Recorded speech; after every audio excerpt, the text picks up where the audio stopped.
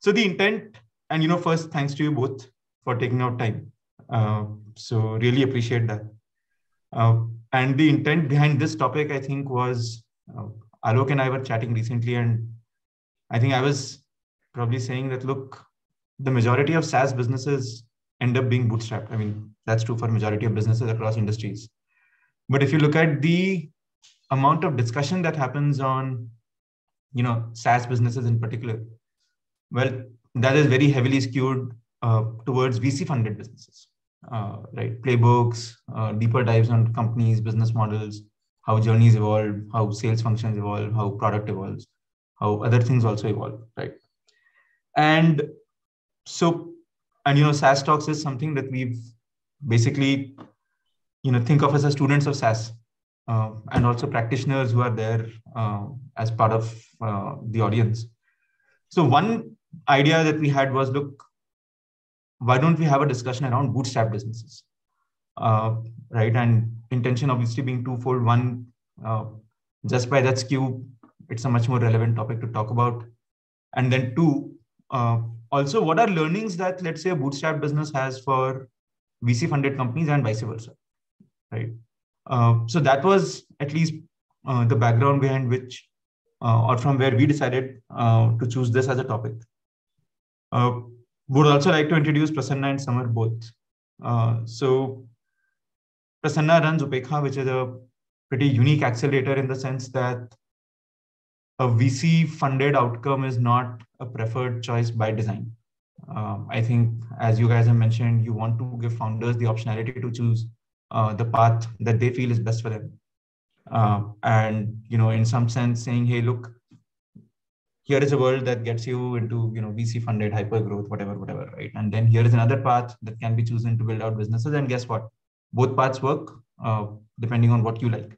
And which, as I said, I think is pretty unique because most accelerators are designed to go on to the funded treadmill and, have a lot of respect for what you guys are doing. So once again, thanks a lot. Samar is someone who I have known for a lot longer. I think Samar and I go back to undergrad days. And even then, I think around second year of college, I think it was clear that Samar was going to only be an entrepreneur and nothing else. I think that's when you started ClickLabs, right? Either second or third year is what I remember. Well, I mean, third year was when I think from the hostel, I did the first invoice. Yeah. That's what I remember, right? Somewhere around that point of time. And then, of course, since then, he has built multiple businesses, scaled JungleWorks to a very significant size, I think, in a fairly short time. So with that, at least I'll maybe get started on some questions to set the stage. And then, as always, in a few minutes, we'll just open it up to the audience and then look at questions that we get on the Q&A panel as well. So, Samar, the first one this one is for you.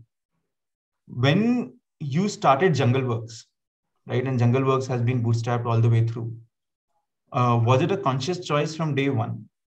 And would love to also then understand what is the rationale behind your choice, so to speak. Sure. So yeah, I mean, technically JungleWorks, yes, but see, my journey has been such that when I started business, right, as you mentioned, yeah, college, the name ClickLabs came by, I said, somebody asked for an invoice, yeah, what do I put on it? Like saying Samar Singla on the invoice feels a bit kind of cheesy, right? So Teddy, I think you will remember, wo bolta ClickLabs dal de. Main chalo theek hai, let's put it. So that's how I started, right? So funding, not funding, that's not even a choice, not even a thinking. So, but what happened is, so we pivoted to JungleWorks, SaaS about 4 years ago. That's, I would say, when JungleWorks started. At that point, it's a sort of, might sound stupid, but I genuinely believe in it. I think unfundability is the biggest moat, right? So if you see the largest of the companies, right? Like look at Elon Musk, right? He picked up a problem statement that is fundamentally unfundable, right? Now I don't have, as big as balls as him that I go after making rocket ships and stuff. So I said, okay, how do I make it unfundable in the sense that, where people are not going to try that approach and मैं 10 साल अपना भागते रह सकता हूँ. Like, so if you think about, like how I would want to run a business, I want to run a non-confrontational fight business, right? So let's say if you think about sports, right? There's, shooting, and then there's wrestling. Shooting, you are just, playing against yourself. Marathon, you're playing against yourself, right? But in wrestling, you are like fighting the other person. I think, if you think about founding, right? Marathons where you are just fighting against yourself is the self-funded or the, bootstrapped way. And if you think about confrontational sports where, the other person has to kind of die for you to win, right? Because that's like, if you talk to any VC, and I've spoken to like multiple, I've spoken to over 500, I would say, VC related conversations in my kind of journey. And, the whole point is the obsession is about winning against the other person. I just don't enjoy that. So, when I started JungleWorks, I had a very conscious choice to make. And I said, yeah, I'm going to run a marathon. How do I make it a marathon? Right. And essentially, marathon is where you don't have to worry about like, agla banda kar raha hai ki nahi. You're not really trying to come first or something. You're just trying to say, I have to complete it. This is my timing. Last time I'm going to better it. Got it. I don't know if it makes sense or not. Just to kind of sum it up, it's like, if you build a company where you're doing multiple things, you are, building a complex company from day one, VCs essentially don't like it. But I feel it's the right approach. 10, 20 years down the line, I think it's a sure shot win against, let's say, 10, 20% win rate for a VC funded startup. So yeah, that's my thinking. So that's why I chose the VC funded route in Jungle. Sorry, not the VC. The non-VC funded route. Yeah. And a follow-up question on that one. During this journey, were there moments where you thought, maybe now I actually should raise funding? Because for whatever reason, it made sense for the business. Yeah, see, so the point is, so today also it's true, and pretty much always it's true. I believe in being very, very open and very, very, transparent about my philosophy that, I want to do multiple things. It's a very kind of messy business, as VCs put it, right? Mm-hmm. And I want to run it that way because it's by design. My thesis is very simple. If you want to build $100 million business, go for VC route, like, kill it, just run fast. Right. And, you can still build like multi-billion dollar businesses, nothing like that. But if you wanted to build an Amazon today, I would say, right, you should gear up for a 10, 20-year journey and really, like build a complex business from day one, which is not what VCs will like. It's by the nature of their piece, right? So if somebody came and said, I have patient capital, I believe in you, I believe in this thesis that you have, that, in 10, 20 years, you're going to like build a massive business, I would take that money. But I do not want to compromise on that. I don't want to tomorrow start looking at the competition and start competing with them. So I don't want to get into confrontational businesses. So, I'm a big fan of Peter Thiel. Competition is for losers, because competition, essentially, his words is competing head on with people. So whenever you see like there's, people coming to fight you, to go into the other ring where there's nobody, you run a little bit, then you get into another one, you run a little bit, you get into the other one. And question is like, people will always say it's kind of, always playing mouse, and other people are always coming for you and you're always running. So it's yet to be seen, right? 10 saal baad pata lagega ke, if it works or not. I'll get back to you on one or two of those things. But similar question for you, Prasanna, in the sense that you have seen several startups go through this journey from the sidelines. At least any framework to think about whether you should be bootstrapped or whether you should look to raise funding, maybe at the start, maybe somewhere else during the journey. How would you think about that one? See, I think, capital is just a tool, right? And just like any other. Now, when you get capital, what are you giving up for it? Are you giving up future profits? Are you giving up, control? Are you giving up ownership? What are you trading it off for? And I think, like, for founders, the question should not be, should I raise or not raise? It's not a dichotomy, and I don't think of it as a hard and fast thing. There are different types of capital available today, and founders should be judicious about what they take when. The problem that I see is not that somebody is, stuck on raising more and more, or, stuck on bootstrapping or whatever, right? See, if you want to take risk capital, what are you taking the risk capital for? And therefore you're trading off equity for. Or you're taking growth capital. How much do you need? What are you trading that off for?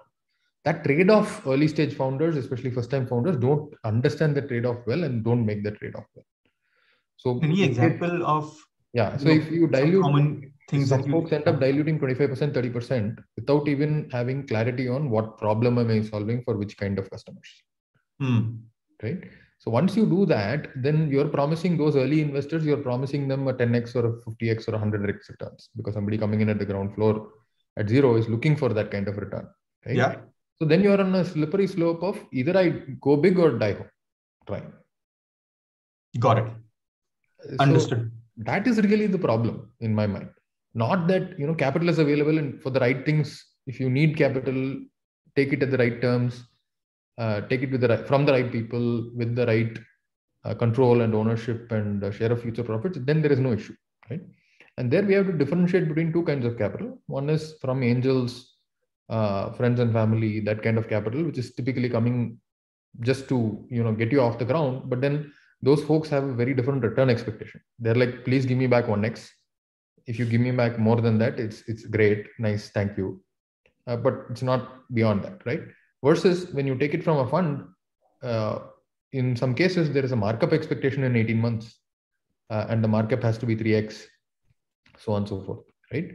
And especially when you come to certain types of funds, which are like, raising very quickly, then, what are you setting up yourselves up for as expectations? Does that match the cycle of a business? Those are the kind of things that are a trade-off that founders have to make consciously. So what we are saying is, VCs anyway fund only, 0.1% of businesses. Maybe VCs fund 1% of SaaS businesses. That doesn't mean the other 99 are bad businesses to build. Exactly. They might be transformational for their employees. They might be transformational for the founders. And as an example, Izuto, which is in our first cohort, they just did an ESOP buyback for $1.35 million from their profits. Right? They have not raised a single penny so far. And so from profits, being able to do that is because, they're in control of whatever they want to do. Right? And they wanted to do that. They wanted sticky employees. They wanted employees to stick with them at, judicious salaries. Got it. But really understand that, hey, ESOPs have value because there is a valuation that's been created just from profits, and we are buying it back from you at a value. And this is real money, right? This is not investor money. This is from customers, right? So that's possible.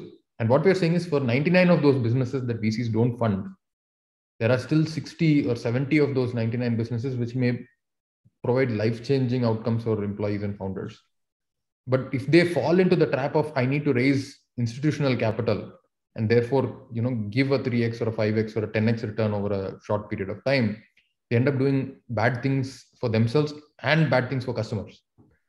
And when you do bad things for customers, and that could be as simple as, hey, I was serving SMBs before, SMBs were happy, I was happy, but I took money and I can't grow at the same rate with SMBs. So I'm adding inside sales, I'm adding outbound sales, and I'm like burning more money now. And, I'm trying to get to 3x, but I only got to 1.5x. So now I'm screwed. It's bad for your SMB customers. Got it. One other question, and which is one thing that we have often heard is, especially in the early stages, having institutional capital on your cap table helps establish a level of credibility. In some sense, you're substituting the credibility that comes with business traction with, let's say, fundraising traction, right? And that helps from a customer acquisition perspective, from selling to employees. Now, what are things maybe in the early days that are useful to help build that credibility when you're bootstrapping? Maybe, I'll give TARS as an example, right? If you've signed up for their newsletter, it's hilarious. And they've been running this newsletter for like 4 or 5 years now. They have both customers, lots of people sign up to it. In fact, they met some prospects and they met some folks, and they're like, hey man, you should have a separate website for your newsletters, because I sometimes I feel like down and 2 a.m. and I'm feeling depressed, and I go back to your newsletters and I read them, but I can't find them on your website, right? So people can get creative and build their brand as a business in all kinds of things. Money is a substitute for that, right? And the halo of credibility coming from a VC investment is a substitute for that. But if you build it organically this way, and many companies have done this, right? It actually doesn't need a lot of money. It needs creativity, and it needs founders who are able to do it. But if you build this kind of thing, it's sticky. Like it's a moat like nothing else, because none of their competitors have that kind of a character. And that character helps you sell both to customers and to employees. The same question for you, Samar, and post that we'll open this up for Q&A. In terms of what are things that one can do to build credibility, given that you have not raised institutional capital, which often helps. Yeah. So, as Prasanna mentioned, it's like you can go creative, right? There is no, in fact, I would say, when you have a lot of money, you tend to get a bit lazy, right? Because you have money, money to burn, either through advertising or something, right? Or you can bring in like celebrities and stuff. But when you don't have it, you have to be a little more kind of creative. So what I would, but at the same time, I think having happy customers is the biggest way to get credibility, right? So my theory is very, very simple. In the beginning, I go to people, talk to them and say, guys, like you are my first customer, maybe for this product, maybe for this space, because I am generally only dealing with first customers, right? Like for that space. So let's say today I'm talking to a big customer. In real example, yesterday, spoke to a big, one of the largest mall owners in the country, right? So I said, see, bro, I know this space is opening up a lot. I want you as a customer. I'll go and do the pilot myself, right? I mean, my product is fairly decent already. Like, I have thousands of customers. So I don't have to build credibility there.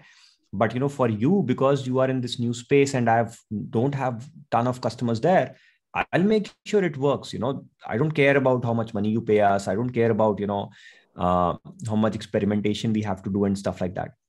So I think honesty really creates a lot of credibility and people can see it. It's not very that, bigger deal. And at the same time, happy customers and creativity, will just create that first impression.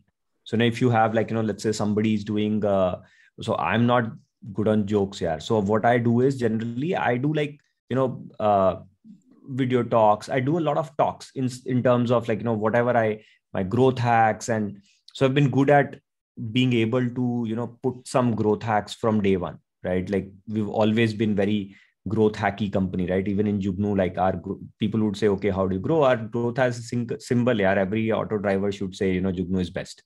So it's kind of very, very simple, but slightly differentiated. So, there's another quote I would say, like, if you want to like build credibility, like don't try to be the best, try to be differentiated, right? You can always own a small sliver and say, I'm like, I focus on this and I'm doing great in this. You can go to a big player who has like a ton of money, might not be, giving you that much attention. So I think that works. So customers and really like attention to customers, is what I would say. Yeah. Actually, Samar, can I chime in? this is just a minor nuance to the question that Rakpit asked. There is no disagreement that happy customers are your biggest source of credibility, right? Sure. The challenge is when you are at a starting point, you don't have customers, forget happy customers, or very little. I think that 0 to 1 journey is where a lot of the credibility challenges come. Once you have a few references, then I agree that nothing else matters. So exactly the honesty piece, right? Like, be super honest. You see what a lot of people try to do fake it till you make it. I'm not a big fan of it. I don't think it has worked for me, at least, and to be honest, I've not been able to pull it off maybe. Right. So what I would rather say is like, be super honest to your first customers that you are my first customers, because I routinely tell people that, guys, this is our new product. We have this beta lab, by the way, like 4 products in our company are like on beta, right? And they're like for beta for quite some long time, right? So it's not like, they come out of beta when they have 100 customers. That's how it is. Otherwise, they never come out of beta. So I tell people that, see, the advantage you get by being my first customer or being my guinea pig is that I experiment with you and you'll actually be building stuff which is kind of building a new industry. So, one of our products, which is getting decent traction recently, it's a new product. People actually write to me. There are like people who send me an email. I want to be your guinea pig, right? Let's experiment it out together. And, let's crack it, because they understand it's a new industry. There's nobody, I also don't have like thousands of customers in that product. There are like maybe 50 customers there, right? So it's honesty works in the beginning, and then happy customers work. Interesting. Okay. So, and this is maybe a related question, but I'll still take one that Devashish just had, which is, funding news attracts a lot of talent as well. And any competitor funding raises questions from employees as well on what is our funding status, will we raise fund, etc., etc. And especially in today's market, maybe I'll add to this. How do we ensure that employees stay positive while bootstrapping? It's a tough one, yeah. But I'll still give you my like contrarian approach. And you might think it's lack of choices, but I think it still works, right? See, if you think about it, any community, any like this lot of population of humans, especially in India, like there's 1.4 billion people, right? So I don't need to clarify that. So what happens is we believe that talent only exists in Bangalore, right? Or Hyderabad or Pune for that matter, right? Mumbai. But the reality is talent is distributed completely equally. There are smart people in small villages in Uttarakhand or wherever. The problem is the exposure only exists in Bangalore, right? So if you really want to go for like you look at like what Sridhar, Mr. Vembu did from Zoho, right? He went to a small village in Tamil Nadu, set up his own school, like set up his whole pipeline of talent himself. Amazing traction, amazing, amazing retention. Nobody poaches his customer and people. Of course, they move on, but it's the policy is I want created talent. I want talent that is ready. It'll hit the road running. I don't want to invest in people, in terms of training, in terms of giving them exposure, in terms of, like so many people in our company, the first time they go to we do a lot of trips abroad. We try to give people, we try to send people abroad a lot, right? And so many people make their passport for the first time in our company, right? I get them to make it. And I think that's like, one memory they'll always remember me for, yaar, sir ne na passport बनवा दिया है कि यार कभी ना कभी trip मिलेगा, जीतेगा तू कुछ दुबई ट्रिप या something trip. Now COVID kind of killed it a little bit, but yeah. So my point is, you can find there is a lot of talent in the world which is undervalued.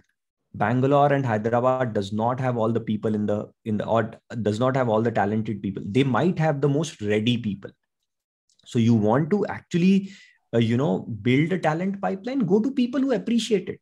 Somebody who's at, let's say working in the third startup of his career is not going to value a new startup without funding, right? But if you are willing to put a little bit, take a little bit of risk with people who have like a chip on their shoulder, or they are in small cities, or, housewives coming back to work, right? In second stint, that's amazing demography, which VC funded companies don't go to. I mean, VC funded companies are not really a filter there, but I'm saying, companies who want aggressive kind of hit the road running kind of employees, they don't have that patience in terms of, getting people productive. I think if you change your metric, if you change your filters a little bit, it works beautifully. It's much cheaper to get that talent, and they appreciate the growth that you give to them very highly, right? So if you look at the delta you bring to their lives versus the delta you bring to a person who's in their fourth startup is much, much bigger. So, of course, you'll become a poaching ground for larger companies, but that's a compliment. We are actually, if you see, like so many companies have come to our, city, Chandigarh, because they said, yeah, JungleWorks has great people and, we would like to get some employees from there. And I don't think it's a bad thing. Yes, I hate it in the short term, right? But bolta hu, yaar, matlab, don't do this. But, like 1mg, like literally opened up an office across the door from, road from us.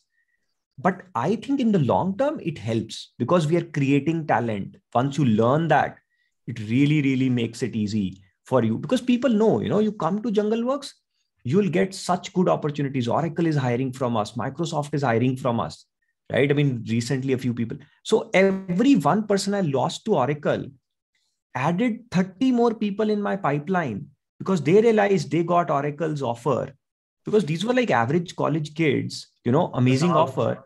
Some of the participants here might also be looking to hire from you, mujhe lag raha hai. Maybe you can go to Oracle directly. I don't know, bro.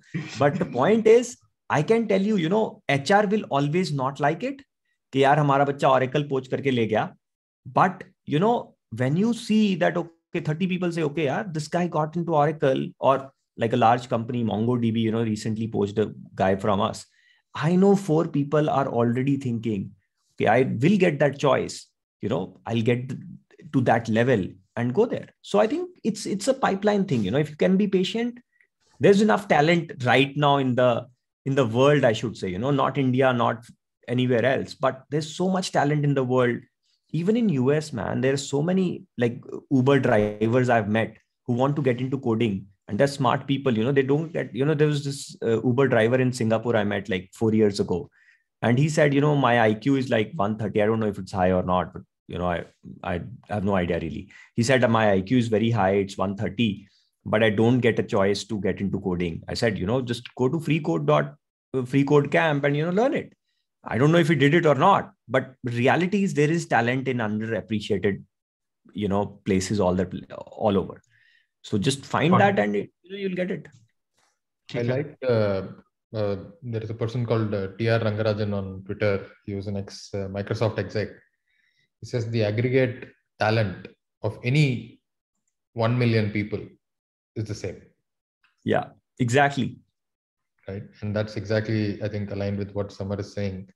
And, we have like 1.3 billion people in India, like 7 billion people in the world. In 1.3 billion people in India, there are 4 million developers. What are we like talking about, right? The whole of US has some 4-5 million developers. Are we saying everybody else is an idiot? That's not true, right? I think people don't have opportunities. I think, IT services companies did a great job of creating those opportunities, but between them, how many people do they employ? 1 million, like 2 million, something in that range. And I think, distance learning of coding and free code camp and all of these things are just creating a generation of coders. And, Amirpet, Kota, whatever you call it, all the factories that fill up the IITs and the RECs and everything, they're all factory students, right? More or less. The same way, when mainframes came, we created factories for mainframe developers. When SAP came, we created factory for SAP developers. When Java came, we have created factories for Java developers. So in another 6 months, 12 months, we'll have factories for SDRs. We'll have factories for, front-end developers. We'll have factory for JavaScript developers. There'll be a lot of factories producing a lot of people. Like, that is something that India, we know how to do. Right? And it's not rocket science, right? Nobody here is writing, while Google interview might have dynamic programming questions, 95% of Google developers don't do any shit like that, right? They're all moving bits and doing some SQL and some front end. It's not rocket science that we're talking about. Understood. The explosion that's happening with COVID and remote is that many of Izuto, again as an example, but almost all of our companies, many of their employees are now the richest, highest paid members in their villages. Yeah. And that money is being spent in the village. Suddenly this person who disappeared for college, 6 years ago, has come back and is now earning more than anybody else in the village. Right. And that sets a, male or female, right? And that sets an aspirational ladder, which I think is going to change the availability of talent dramatically. Got it. One question which I do want to pick up, and Prasanna, this one's first for you, which is around institutional funding, the price discovery piece, right? And essentially the fact that, look, institutional funding, one assumption that people have is it is a more efficient price discovery mechanism, especially again, if you're looking at an ESOP buyback, and you did just give an example of the 1.35 million that you mentioned. So how do, what is the best way in some sense for a bootstrap company to deal with this? Price discovery at an early stage is very hard. I think nobody is buying back at an early stage. People are buying back when there is some revenue, right? So any kind of a market mechanism for price discovery at that point in time, everybody is doing a 409A, everybody is doing some kind of a CA-led valuation exercise of some kind, right? The truth lies somewhere in between, but we just saw the markets correct an IPO by 40%. In the US, SaaS companies, at least the high flyers, have corrected by 40%, if not 60%. So I think, the price discovery piece is a little, perhaps, I don't know what is it. There is no right answer, right? And especially in the early stage. Maybe I'll ask the question then a little differently, which is, let's say today you're a bootstrap company with a certain revenue, right? So not necessarily early stage, mid stage, maybe late stage. And one ascribes a certain price, right? And that price is, let's say, at a certain multiple X.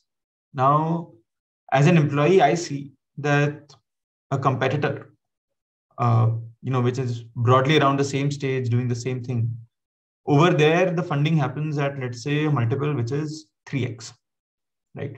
So that disparity actually is the question that I thought, was there on the panel, at least the question which I had. That how do you deal with that? It's a bit of a hypothetical, right? Because that company is not going to employ everybody. You are still going to have employees. If you're saying, hey, that company is valued more than this company, then why don't you go join at Google or Microsoft? But would that not have an impact on talent coming to you versus going somewhere else? Everybody cannot go and join there, no? Like, I think what he's saying is there is enough talent in the world. We just have to look a little differently, look in places where not everybody is looking, Got it. Understood. Fair point. And if you're just paying people the most and buying the people who are, ready to jump for the highest price, essentially what you're ending up doing over a period of time is you're going to be populated with mercenaries. And then, they're going to jump when the next higher bidder comes along. Got it. One question, and this is from my side, not in the Q&A panel yet. See, I think clearly there are a lot of things that I would argue bootstrap companies do, which are maybe more efficient than what VC-funded companies do, right? And I think we have discussed quite a few of those. Are there things that you think funded companies do which have learnings for how bootstrap companies operate? Sure. I have something in mind, which so what funded companies can do is really run for a market sliver very, very quickly and corner it, and become the de facto very fast, which is kind of the whole thesis about funding, right? Like become the household name in that sliver very quickly, right? In that demography very, very fast. So, I mean, there is no business logic that says that's a bad thing. It's only that, funded companies can pay an X price and bootstrapped companies probably can't do that, right? So I think, that's really one thing that we would like to do, or what we are exploring is can we build a pipeline or so to speak, a cash war chest, which is essentially self-funded, right? So you still would be able to burn money to, once you know that its product market fit is there, right? Becoming a household name in that category is somewhat important, right? I don't think it's like a winner takes all market in SaaS, really. It's not, it's, a myth, I think, created by VCs that, if there is no SaaS, if there's no competition, how do you guys, I guess, get, entertainment in your business, right? So, but I think, that's one thing that I really feel, funded companies have cracked, and, they do it much more aggressively. And, we wish to learn more from that. It's like, as a bootstrap business, you need to learn how to, become that household name faster by saying, okay, these guys are the de facto. I think it still can be done, but, just needs a little more, I would say, a few more years. Got it. Prasanna, any thoughts on that one? I think when there is a board for a founder, for an entrepreneur, not all entrepreneurs are necessarily disciplined to interesting perform to a plan, right? So I think that oversight from a board, if it's a good board, and if they're able to add value to the founder, adds a tremendous amount of value to bootstrap founders, especially around not drinking your own Kool-Aid, being able to go through the blind spots, and bringing in some kind of a discipline around quarterly targets and growth and stuff like that, right? Which not all bootstrap founders have. And some folks have developed that, or maybe they've been in larger businesses and then they're bootstrapping, so they have that, they've learned that in a past business and stuff like that, right? But not all bootstrap entrepreneurs necessarily have been in a business role before, where that kind of quarterly cadence and learning to kind of look for your own blind spots and questioning yourself and pushing yourself, because that's hard, right? Finding your own blind spots is kind of hard, right? So I think having that external kind of a board which provides that function well is something that more bootstrap companies, especially the folks who have transitioned from a few $100,000 to a few $1 million, if they have that at that juncture, maybe the founder has a chip on her shoulder, right? Hey, I didn't know how to do this, and I'm trying to figure it out, and just like brute force doing stuff, and missing the point that somehow they have a blind spot around hiring for marketing, or they have a blind spot for hiring around sales, or they're hiring the same kind of person again and again and failing in that hire, right? And that happens so often, right? But just one person externally is saying, look, is there a pattern here? Are you hiring the wrong person again and again, right? That can maybe transform the business substantially much faster, right?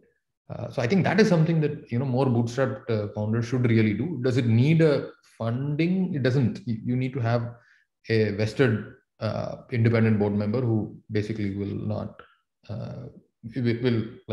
not pull the punches, right? Very interesting. Got it. Arpit, if I can chime in with a question on my side as well. I think Samar already referred to it, but see, one of the arguments usually made for whether you should go for funding or not is also whether are you giving up growth in the process or not. And let me just to build on that argument.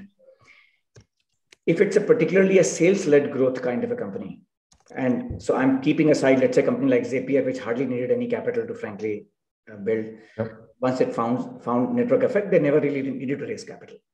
But in general, classical sales-led growth basically means that every salesperson can only execute on so much quota. When you want to grow gradually, you are hiring more people. Hiring will take time, then onboarding will take time. It takes a certain time for these people to get productive. And as they begin to close, there's a cycle time in which they essentially recover the money. And there is an investment upfront as you are investing in go-to-market. And sometimes when you're bootstrapped, that sort of challenge comes that you are seeing the opportunity in front of you. You have a product, you know that you are differentiated in that market, but the reason you're not able to push on the pedal is because that upfront cash required. And it's a bit of a catch-22. Yes, if you had a war chest, Samar, that you talked about, you can build that sales, but if you don't have that war chest, then it becomes a challenge, right? And how do, again, I'm curious that how do bootstrap founders think about this conundrum, and how do they solve for it? If I have to answer that, my answer would be bootstrap founders will make sure that the payback period, even for an enterprise account, is less than 8 months, right? Probably 6, which may mean that the landing for a bootstrap founder in an enterprise account may be far less than the landing for an enterprise funded account. So I've seen a literal difference. A bootstrap company will make sure that they land at $5,000, close the deal, and then focus on expansion. But it's the same, once they're funded, they might prefer to go for a 6-month sales cycle, 12-month sales cycle, where the land is $150K.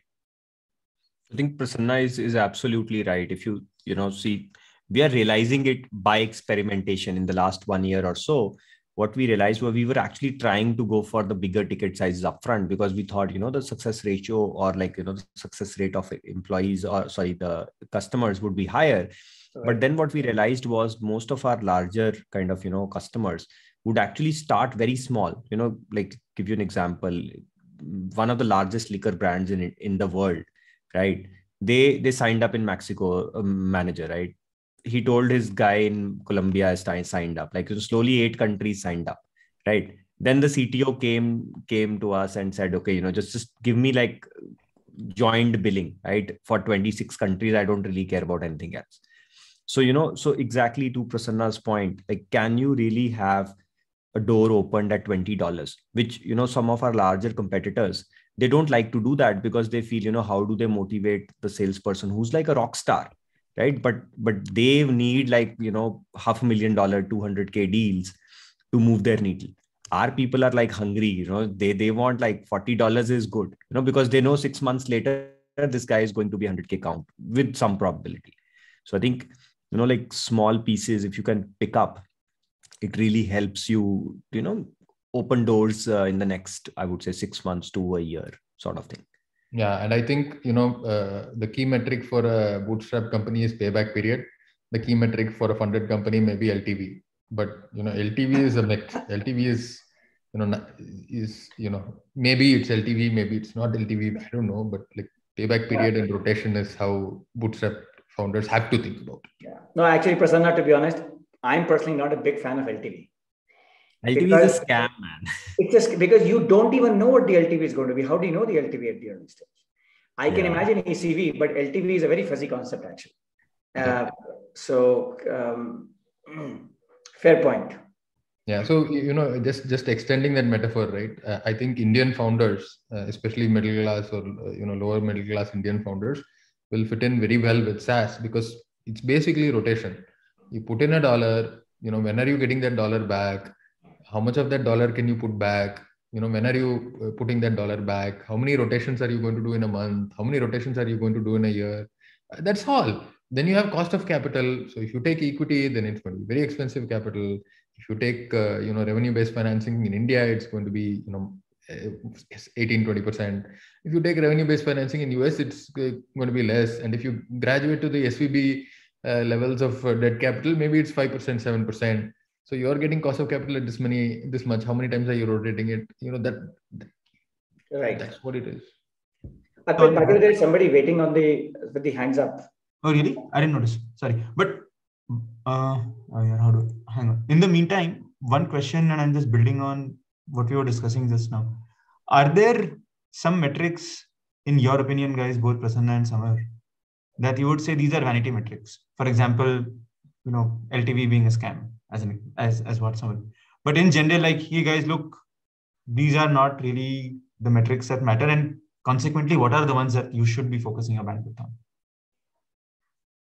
Let me clarify that. I still think, LTV by CAC is a huge metric, right? But we don't count LTV as, so we count LTV as let's say foreseeable period, like what we have seen. I don't want to count my LTV as lifetime as 3 years.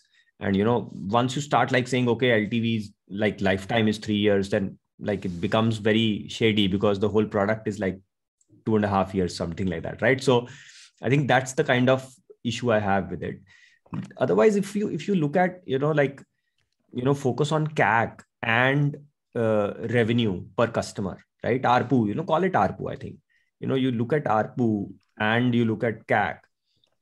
That's like, really like if you count LTV that way, like be very kosher about LTV calculation, then it's fine. It's only that, there are like very phony, like our lifetime is 7 years, that becomes very tricky because how do you know your lifetime customer is, 7 years? Startup and you have 7-year LTV. Sure. Yes. I think that's so yeah. So, I would say that's the clarification first. And when it comes to vanity metrics, right? And I think, a lot of people start looking into very deep metrics, like 3rd or 4th level engagement metrics very, very quickly, right? To give you an example, how many people are clicking on, a button on, let's say, so I have a product, I have a marketplace, where somebody can buy extensions. How many people are clicking on that button? I think that is a vanity metric for maybe a company like us, right? It's important, but the point is, I have like 10,000 users looking at that button every day, right?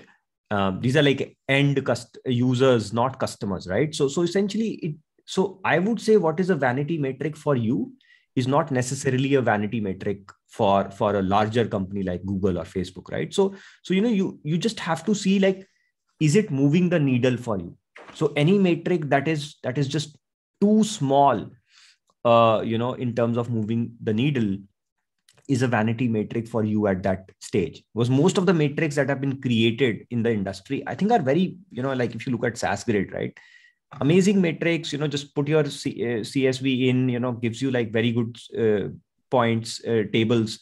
But there are some things that they don't have. So I would say whatever they don't have, like a SaaSgrid won't have, just don't worry about them for the first 5-6 years. And, then start looking at, how is my marketplace giving me? So for example, there are revenue streams for us. Like if my payment gateways, so every payment gateway that I use on the platform or that I integrate with gives me some revenue. Like I don't really care about it right now because it's less than 1% of my revenue. So for me, that's sort of a vanity metric at this point. But, maybe 3 years later, when this revenue is like 4-5%, this will become super, super critical. Or, so I would say vanity metric per se is something that takes away your focus, because you're trying to go too deep too early, might not be the right approach, in my opinion.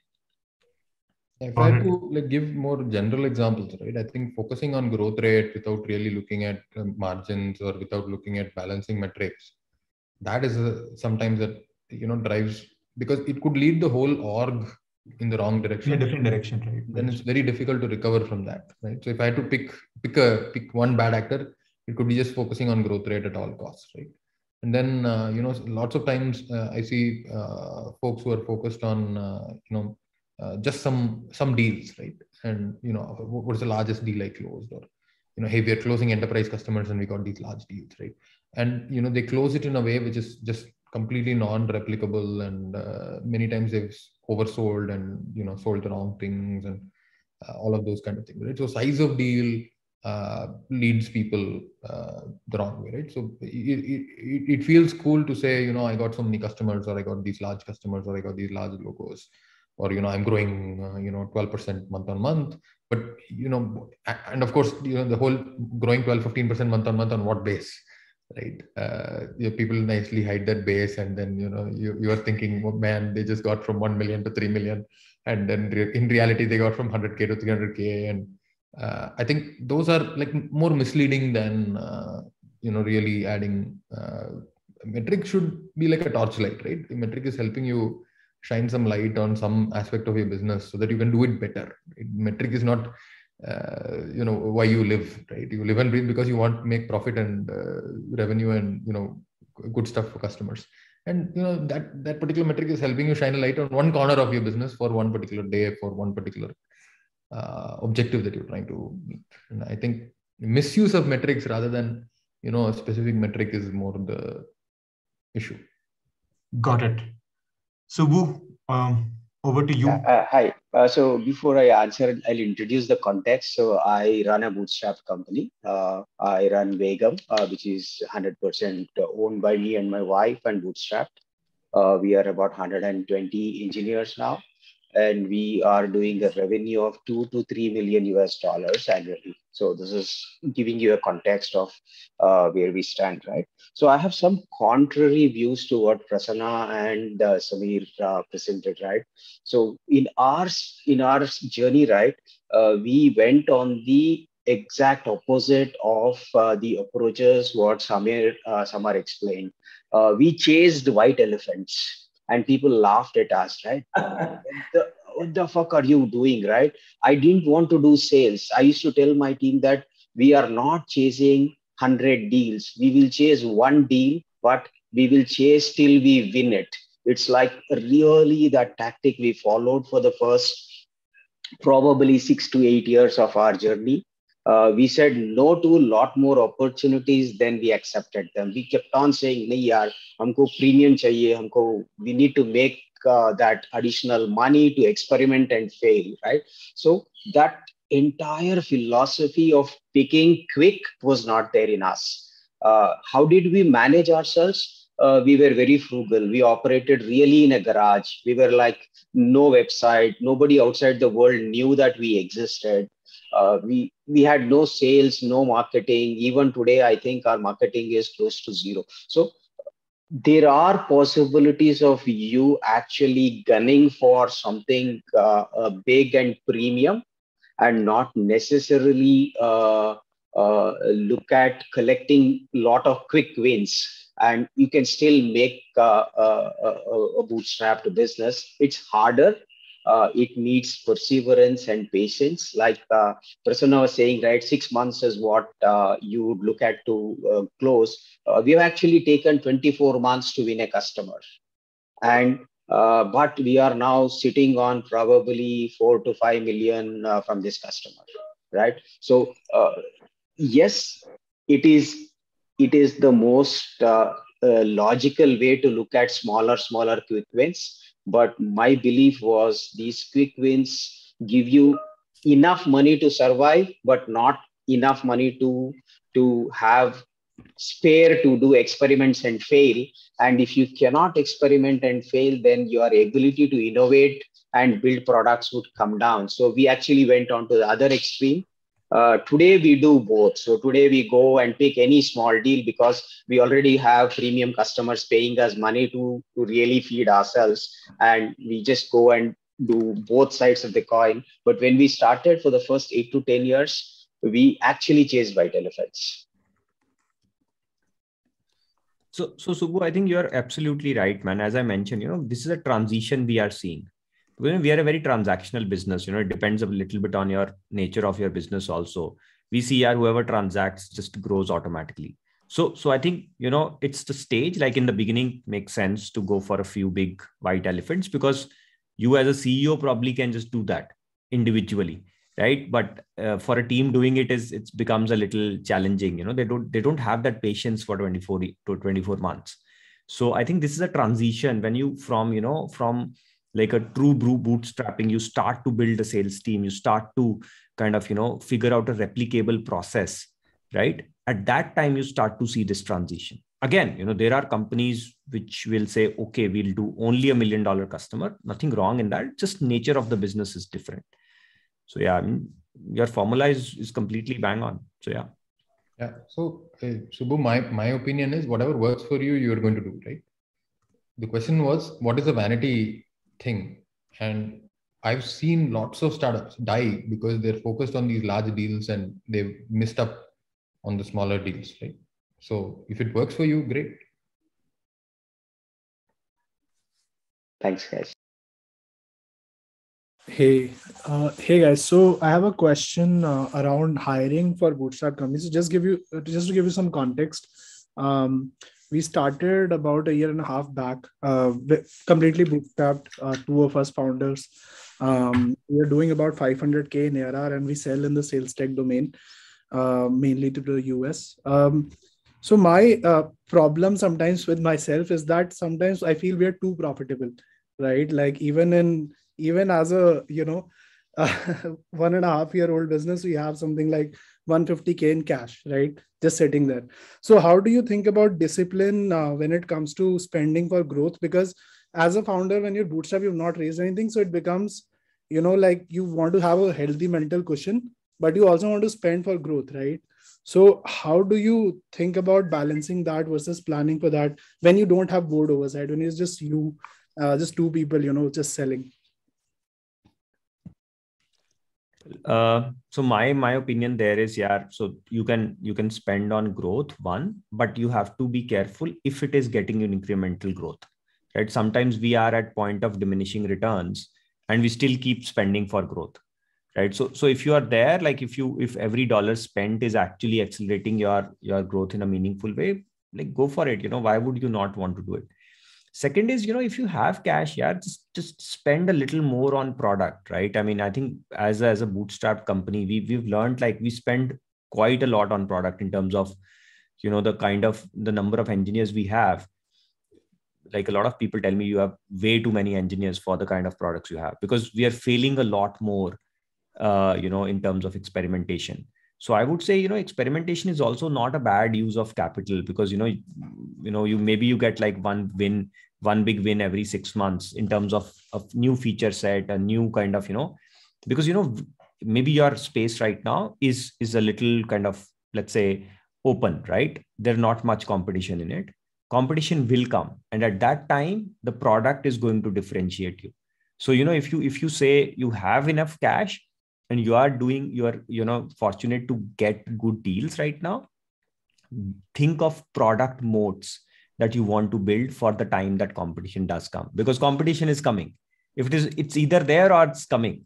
So, just build those product moats, I would say, along with, of course, as aggressively possible grow.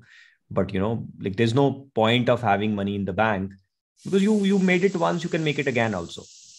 That's how I would think. Yeah. So if I have to give a rule of thumb that many of the bootstrap folks that I use, whatever money they earned in the last 3 months, they spend in the next 3 months. Okay. Yeah. That's kind of what I was trying to get at. Like, how much should we keep versus how much should we burn? Yeah. Bill Gates famously said that he kept 1 year's worth of gross burn in the bank. Okay. Got it. So rotating. I follow the same. I have 12 months cash in bank always. Got it. No, very interesting. That's very good for VCs, okay? Because they will come and tell you, hey, we'll give you 12 months of cash in the bank. Please give equity. And no. Sorry, I was saying, well, there are still more topics that we could discuss. The one thing that we have tried to adhere to every single time is ending on time. It is 6 o'clock, and I'm sure everybody has a lot of other things to do, especially on a Friday evening. So I'm going to say that, why don't we end this one right here? Thanks once again to, not just Samar and Prasanna, but also Subbu and Saurabh for joining us on the panel. And I'm guessing we are going to see everybody in the next year now. I assume. That's right. Yeah, That's and right. hopefully everybody has some plans or the other for the next few days to take some time off, I guess. So thanks once again. Thanks for having us. Thank you, Prasanna. Thank you, Samar. Thanks, guys. Thanks a lot. Very nice, very good chat. Thank No, you. same here. Thank you. Bye. Everybody stay safe from Omicron. That too. Chalo. Bye-bye. Bye.